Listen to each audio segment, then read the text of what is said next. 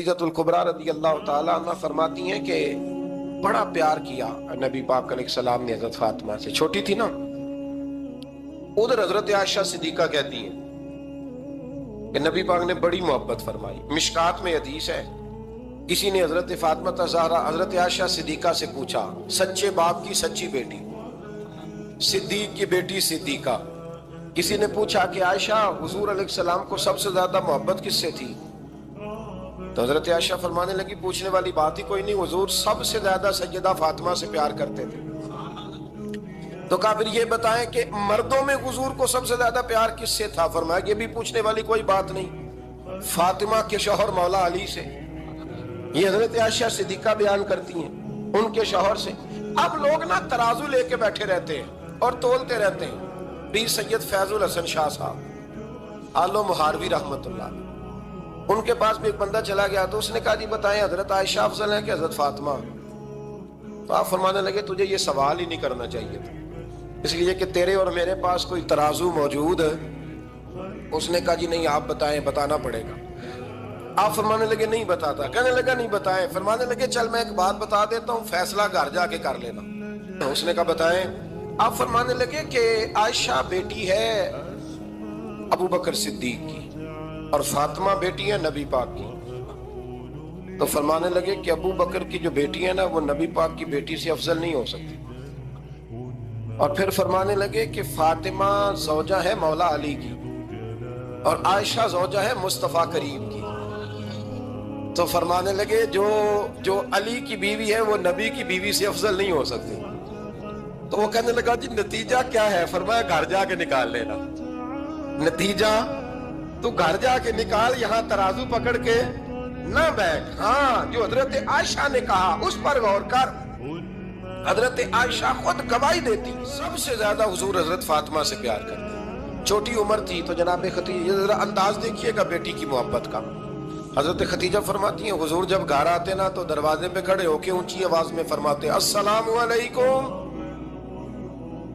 कहते हुजूर ना सलाम लेते, मैं जवाब देती। अपने घर हुजूर आए हैं पर नबी पाक दरवाजे पे खड़े। फरमाती है खड़े रहते हुजूर, मैं फिर थोड़ा हंसती और फिर मैं कहती फातिमा सुनती हो? अम्मा जी सुनती हूँ। फरमाया तुम्हारे अब्बा आ गए हैं दरवाजे पे। तो फरमाती है जनाब फातिमा वहां से दौड़ के आती और रसूल करीम का दरवाजा खोलती, फिर नबी पाक को उंगली से पकड़ के अंदर लाती। फरमाती जब तक वो जाती नहीं अल्लाह के रसूल दरवाजे पे खड़े रहते। वो उंगली पकड़ के लाती, फिर रसूल करीम उन्हें गोद में बिठा लेते। फरमाते वो छोटी छोटी बातें पूछती और हुजूर उनके बड़े बड़े जवाब देते। वो छोटी छोटी बातें, बचपन की एक बात लिखी है हमारे मुहद्दिसीन ने। एक दिन छोटी उम्र में, बिल्कुल छोटी उम्र में हजरत फातिमा ने पूछा या रसूल अल्लाह मैं अपने रब को कब देखूंगी? अल्लाह अकबर, उम्र छोटी और बात बड़ी कर दी, मैं कब देखूंगी? तो हुजूर ने फरमाया फातिमा बड़ी जल्दी रब करीम तुम्हें जन्नत में ले जाएगा और सारी जन्नती औरतों की सरदार बनाएगा और फिर मेरा रब तुझे अपना दीदार भी कराएगा। तो जनाब फातिमा तो ज़हरा रज़ी अल्लाह तआला अन्हा छोटी छोटी बातें करती। हजरत खतीजा कहती हैं जब चले जाते ना हुजूर तो मैं फिर बुलाती, मैं कहती इधर आना फातिमा, क्या बातें कर रही थी अपने अब्बा से? तो कहती फिर वो मुझे बताती भी और राजी भी होती। ये सिलसिला आखिर तक चला। ये हजरत फातिमा से राज की बातें करना हुजूर का आखिर तक चला। बुखारी मुस्लिम में हदीस, वहां रावी हजरत खतीजा है, यहाँ रावी हजरत आयशा सिद्दीक़ा है। जनाब आयशा सिद्दीक़ा कहती हैं हुजूर के विसाले ज़ाहिरी से कुछ दिन पहले खुद नबी करीम अलैहिस्सलाम ने हजरत फातिमा तो ज़हरा को बुलाया और जब वो आई तो कहती हैं उनको मैंने आते देखा तो मैंने फिर हुजूर को उनके इस्तकबाल के लिए खड़े होते भी देखा। फिर हुजूर ने उनका माथा चूमा, जहां बैठे थे वहां बिठाया, पहलू में बैठ गए और फरमाती हैं फिर बाप बेटी बातें करने लगे। मैं कोई चीज बना रही थी तो जनाब आयशा कहती है मैंने देखा कि हुजूर ने उनके कान में कोई बात कही तो जनाब फातिमा रोने लग गई। फिर हुजूर ने कान में कुछ कहा तो वो मुस्कुराने लगी। कहती है हुजूर वो बात करके तशरीफ ले गए, फातिमा अभी बैठी थी, मैं आई, मैंने आके कहा कि फातिमा बताओ नबी करीम अलैहिस्सलाम ने आपसे क्या कहा? कभी हंसती थी कभी रोती थी। तो फरमाया हुजूर ने मना किया है, ये मेरा और मेरे नबी का राज है, मैं हुजूर की हयात ज़ाहिरा में ये बात किसी को बता नहीं सकती। फरमाती हैं कि फातिमा से तो मैंने पूछ लिया, पर हुजूर से पूछने की तो जरूरत ही नहीं थी ना। लेकिन वो राज की बात थी। कुछ दिन गुजरे तो हुजूर बीमार हो गए, फिर कुछ दिन गुजरे तो हुजूर का विसाल हो गया। फरमाते हैं कुछ अरसे के बाद मैं सैयदा फातिमा ज़हरा से मिली तो मैंने कहा फातिमा वो भेद खोल तो दे, आज तो खोल दे वो राज क्या था। आपको बुलाया गया, फिर आप आई, फिर हुजूर ने बात की, फिर नबी करीम अलैहिस्सलाम के बात करने पर कभी आप रोई कभी आप हंसी, तो ये क्या था। तो कहती है जनाब फातिमा फिर रोने लगी, कहने लगी हाँ अम्मा जी अब मैं पर्दा खोल देती हूँ, अब मैं राज बता देती हूँ। हुजूर का विसाले ज़ाहिरी हो गया। फरमाने लगी मुझे हुजूर ने बुलाया और मेरे कान में फरमाने लगे फातिमा वक्त थोड़ा रह गया है, अब तेरे वालिद ने जाने का प्रोग्राम बना लिया है, अब ना टाइम आ गया है बिछड़ने का। फरमाती है जब मैंने ये बात सुनी तो मैं रो पड़ी, हुजूर आप बिछड़ जाएंगे। कहती है मैं रोई। जरा हदीस के जुमलों पे गौर करना।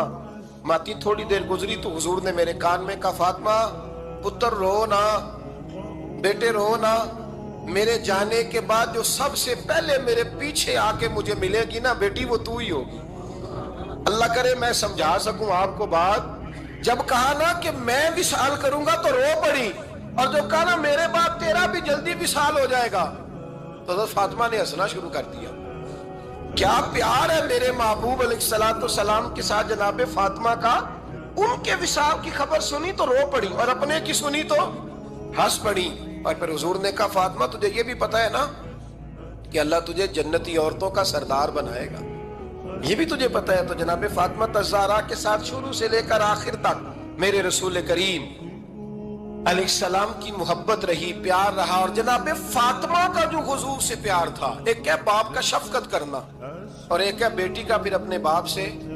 बोलिए ये बेटियां जो होती है ना इनका भी रवैया को अनोखा होता है सारी दुनिया से, अनोखा। मैं कभी कभी कुछ ऐसी बातें करने को दिल कर जाता है कि जो कर गुजरते हैं। एक साहब मुझसे एक दिन कहने लगा हज़रत साहब बड़ी मुश्किल में और इतना कठिन वक्त आ गया कि कोई हाल ही नहीं। मैंने उनसे कहा कि अपनी अम्मा से दुआ कराओ, मसला ठीक हो जाएगा। मैंने लगा अम्मा तो इंतकाल कर गई, तो मैंने कहा बहन से दुआ कराओ। कहने लगा बहन दूर रहती है, तो मैंने कहा फिर बेटी से करा लो। आप यकीन करें अल्लाह के घर में बैठा हूँ, रमजान का महीना मुझे तीसरे दिन मिला। कहने लगा हज़रत साहब अल्हम्दुलिल्लाह अल्लाह ने मेरी मुश्किल आसान कर दी। कहने लगा ये नुस्खा आपने बड़ा अजीब बताया, पीर तो इस किस्म की बातें नहीं ना बताते। पीरों ने तो आपको पता है दुआएं कैद करके रखी, सिर्फ हमारी कबूल होनी। कहने लगे आप उनका मेरे साथ इरादत का रिश्ता है। कहने लगे आप किस तरह के पीर हैं कि आपने मुझे पलट के कह दिया कि अम्मा से, बहन से, बेटी से। तो मैंने कहा असल बात ये है कि मैं कभी थका भी होता हूँ, कभी किसी रंग में भी होता हूँ, और कई दफा अब तो ये हाल हो गया है कि रोना आए भी तो रोते नहीं कि लोग तमाशा ना समझे। कई दफा आंसू छुपाने भी पड़ते हैं कि लोग उसको अदाकारी और फनकारी ही ना समझने लग जाए। तो मैंने कहा ये जो बेटी होती है ना, ये जो बहन होती है, ये जो माँ होती है, इसको इशारतन भी आप कान में कह देना मुश्किल में हूं तो ये रात को रो रो के मुसल्ला भिगो देती है। ये रो रो के दुआ मांगती है बेटे के लिए, भाई के लिए, बाप के लिए। इसका रंग हर बेटी प्यार करती है। और यकीन करें कि कलेजा ठंडा हो जाता है जब बेटियां छाती पे लेटती हैं, तो लुत्फ आता है कि अल्लाह करीम ने इस नन्ही सी कली में क्या ठंडक रखी है कि सारे दिल का जो है बोझ इसने हल्का कर दिया। तो बताइए फिर मेरे नबी पाक की शहजादी की हुजूर से मोहब्बत कितनी होगी। छोटी सी उम्र थी हजरत फातिमा की जब हजरत खतीजा विसाल कर गई। तो किसी ने कहा फातिमा सबसे पहले घर से कब निकलना हुआ, तो बुखारी मुस्लिम में हदीस है अल्लाह के नबी ना बैतुल्लाह शरीफ के सामने सजदे में थे तो अबू जहल को शरारत सूझी। शरारत उसने कुछ लोगों से कहा, उकबा बिन अबी मुईद था, कुछ और लोग थे। कहने लगा मैं अभी रास्ते से गुजरा हूं तो वहां किसी ने ऊंट ज़िबा किया है। तो ऊंट की ओजड़ी, आपने ओजड़ी देखी है ना, जानवर की ओजड़ी बड़ी वजनी होती है, उसमें गंदगी होती है। ऊंट की ओजड़ी बड़ी वजनी होती थी। कहने लगा वहां ऊंट की ओजड़ी पड़ी है, वो देखो नबी पाक माज़अल्लाह सजदे में है, तो माज़अल्लाह सुम्मा माज़अल्लाह वो ऊंट की ओजड़ी उठाओ हुजूर की गर्दन पे रख दो। थोड़ा सा मुश्किल से जुमा पढ़ना पड़ जाए ना, और थोड़ा सा मुश्किल से पढ़ाना पड़ जाए, तो हम दीन के बहुत बड़े खिदमत गुजार बन जाते हैं। یہ دیکھو سجدے کتنی مشکل سے ہو رہے ہیں، یہ دیکھو سجدے کتنی مشکل سے ہو رہے ہیں، کتنی مشکل سے حضور کے سر انور پر روجڑی رکھ دی۔ یہ وہ وقت ہے کہ نہ تو چچا ابو طالب ہیں جو پہنچ جاتے، نہ جناب ختیجہ ہیں جو بندوبست کرتی، تو کسی نے نہ جناب ختیجہ کے دروازے کے سامنے منہ کر کے کہا کہ محبوب کے گھر والوں، حضور کے سر اقدس پر روجڑی رکھ دی ہے کسی، اور حضور سر اقدس اٹھاتے ہیں تو تکلیف محسوس کرتے ہیں۔ جناب فاطمہ کہتی ہیں پہلا دیہڑا تھا جب میں چہرے پہ کپڑا ڈال کے نہ تو اپنے بابا کے لیے نکلی، فرماتی پہلا دن تھا، میں حرم کعبہ میں پہنچی، حضور کو سجدے میں دیکھا تو چھوٹے چھوٹے ہاتھوں سے میں نے اوجڑی نیچے گرائی، حضور بولے کچھ نہیں، نہ میں نے کوئی بات کی، میں نے حضور کی انگلی کو تھاما اور میں کنویں پہ لے آئی، حضور بھی نہیں بولے، جناب سیدہ فرماتی میں بھی نہیں بولی، حضور بیٹھ گئے اور میں کنویں سے پانی نکالنے لگی، میں حضور کی زلفیں دھوتی جاتی اور حضور روتے جاتے، زلفیں دھوتی جاتی اور حضور روتے جاتے۔ پھر حضرت فاطمہ نے جب حضور کی زلفیں دھو لی تو ہاتھ اٹھائے، کہا اے اللہ کہ جنہوں نے میرے بابا کو تکلیف دی ہے نا ان کو برباد کر دے۔ میں رات روایت پڑھ رہا تھا مشکات سے تو میں حیران ہو رہا تھا کہ یہ عجیب منظر ہے، یہ عجیب منظر ہے کہ جب طائف والے پتھر مارے اور نبی کریم علیہ السلام سے حضرت زید بن حارثہ کہ حضور دعا کریں یہ تباہ ہو جائے، تو نبی پاک کہ نہیں زید میں نے نہیں ان کے لیے تباہی کی دعا کرنی، یہ نہیں ٹھیک ہوتے تو ہو سکتا ہے ان کی نسلیں ٹھیک ہو جائیں۔ اور جب احد میں وہ لوگ پتھر مار کے دانت شہید کر دیں، حضرت ابوبکر صدیق جیسی ٹھنڈی طبیعت کا آدمی عرض کرے حضور دعا کریں یہ تباہ ہو جائے، حضور نے فرمایا اللہم اہد قومی فإنہم لا یعلمون، یا اللہ میری قوم کو ہدایت دے، یہ جانتے نہیں یہ کیا کر رہے ہیں۔ حضور نے کبھی بھی کسی کے لیے دعائے ضرر نہ فرمائی، لیکن آج یہ عجیب منظر ہے، شاید یہ واحد وہ وقت ہے کہ جناب فاطمہ الزہرا نے جب کہا نا کہ اے اللہ انہیں برباد کر دے، انہوں نے آج میرے والد کو تکلیف دی ہے، حضرت فاطمہ کی دعا سن کے تو حضور نے بھی ہاتھ اٹھائے، کہا اے اللہ جیسے میری بیٹی کہتی ہے نا ویسے ہی کر دے، اللہ کر دے انہیں برباد، فاطمہ جیسے کہتی ہے ویسے، اللہ کرے آپ کو سمجھ آئے میری بات کہ وہاں جہاں شدید تکلیف دی گئی وہاں حضور نے کسی کے لیے ایسی دعا، اور یہاں فرمایا اللہ جیسے فاطمہ کہتی ہے ویسے، اللہ اکبر۔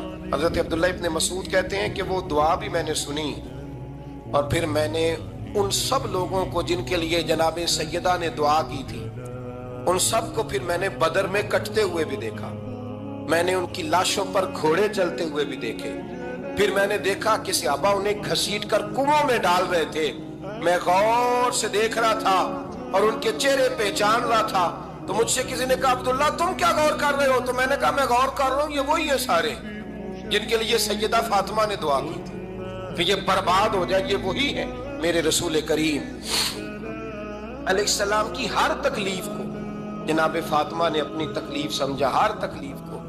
جب انسان کے دائیں بائیں کچھ لوگ جناب فاطمہ نے اپنی تکلیف سمجھا، ہر تکلیف کو۔ جب انسان کے دائیں بائیں کچھ لوگ ہوتے ہیں نا اس کے دکھ بھی سمجھنے والے، سکھ سمجھنے والے لوگوں کی تعداد لمبی چوڑی ہوتی ہے۔ ہمارے زمانے میں ہمارے ہر آدمی کے ساتھ ذاتی مطالبات ہیں، ذاتی، تو جب تک وہ میرا مطالبہ پورا کرتا رہتا ہے میرا اس سے پیار رہتا ہے، اور جب وہ میری خواہشات پوری کرنی چھوڑ دیتا ہے پھر میرا اس سے کوئی رشتہ نہیں رہتا۔ میرے عزیز حضرت فاطمہ الزہرا کہے کہ حضور داخل ہوئے تو جناب فاطمہ نے آنکھیں جھکا لی، پردہ کر لیا، تو حضور نے فرمایا بیٹی وہ تو نابینا ہے، تو عرض کر بیٹی وہ تو نابینا ہے، تو عرض کرنے لگی حضور مجھے تو نظر آ رہا ہے نا۔ یعنی حضور نے جو ازواج کو کہا وہ بات کی، جناب فاطمہ کا جو انداز ہے وہ نرالا ہے۔ تو حضرت علی کہتے ہیں جناب فاطمہ نے جواب دیا کہ بہترین عورت وہ جسے نہ کبھی غیر محرم دیکھا ہو اور نہ غیر محرم نے کبھی، وہ بی بی نے بھی کبھی غیر محرم بندہ نہ دیکھا ہو، دیکھا ہی نہ ہو اس نے۔ یہ پوائنٹ ذرا مشکل ہے، سمجھنے والا ہے۔ تو حضرت علی کہتے ہیں میں وہاں سے گردن جھکائی اور بیچ آ کے بیٹھ گیا، بات ابھی جاری تھی۔ حضور نے فرمایا آتا ہے کسی کو جواب؟ تو کہتے ہیں میں نے ہاتھ کھڑا کیا، میں نے کو حضور آتا ہے، تو حضور مسکرا پڑے، فرمایا چل بتا۔ میں نے عرض کی حضور بہترین عورت وہ ہے کہ نہ کبھی اسے غیر محرم نے دیکھا ہو نہ اس نے کبھی غیر محرم دیکھا ہو۔ تو حضرت علی کہتے ہیں شاباش، مجھے ملنی چاہیے تھی نا، حضور مسکرا پڑے، کہنے لگے میں نے تو پہلے ہی کہا ہے فاطمہ تو بدعت منی، فاطمہ میرے جگر کا ٹکڑا ہے، میں نے تو بڑا پہلے کہہ دیا ہے۔ تو کہتے ہیں صحابہ میری طرف دیکھنے لگے کہ یہ تو تعریف فاطمہ کی ہونے لگ گئی ہے۔ تو میں نے کہا کیا کریں، اس محبوب کو بتایا ہے جس کے لیے اللہ نے کوئی پردہ رکھا ہی نہیں، سارے پردے کھول دیے۔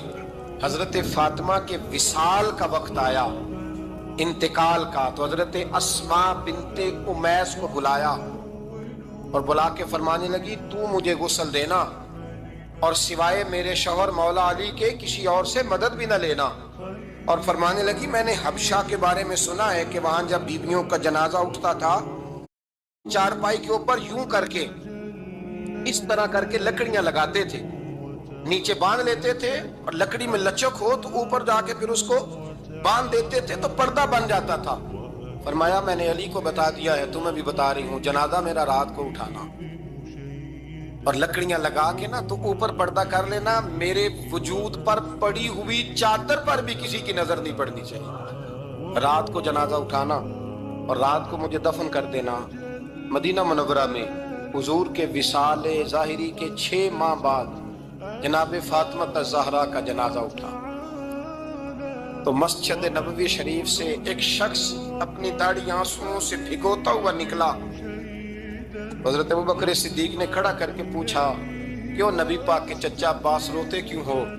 حضرت عباس کہنے لگے پہلے حضور گئے تھے، اب نبی پاک کی تصویر بھی چلی گئی۔ کیا ہوا؟ کہ جناب فاطمہ کا وصال ہوا، پھر سے ایک دفعہ مدینے میں رات آئی، پھر سے شام ہوئی، پھر سے جنازہ اٹھا۔ شیر خدا علی المرتضیٰ رضی اللہ تعالیٰ عنہ نے، حضرت عباس نے، حضرت قسم الدین عباس نے، حضرت عبداللہ ابن عباس نے